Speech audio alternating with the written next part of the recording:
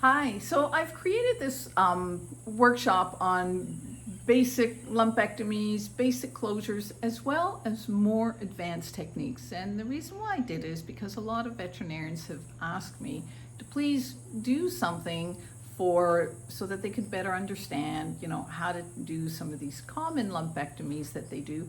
And how to feel comfortable if they're going to be removing a larger mass where they think maybe they need some more advanced reconstructive techniques.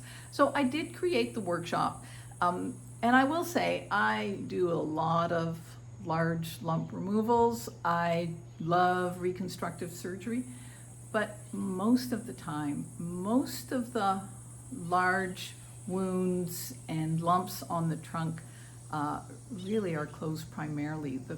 The key here is to undermine sufficiently. And I think that's what we tend to all be a little bit shy of doing. We do a little bit of undermining and, oh shit, it's a little tight.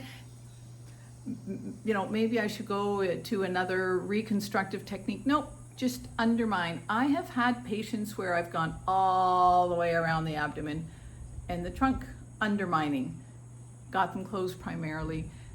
And do great. So it is good to have some of the more advanced techniques such as single pedicle advancement flaps and so forth.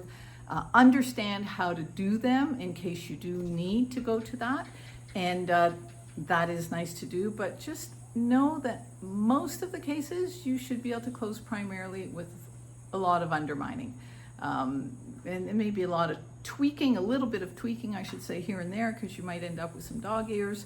And the use of drains. So I do talk about that. Jackson Pratt drains, they're my friend. I love the JP drain.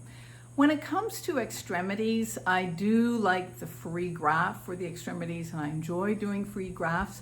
But if you're not ready to go to a free graft, and there's a lot to the free graft. The free graft's not that hard to do. It's just hard to do it successfully enough. Oftentimes consider a partial closure of maybe a wound on the distal limb, and then just go with secondary intention on top of that. So prepare your client. They're going to have some bandage changes. You're going to see them a lot because you're going to be dealing with the wound.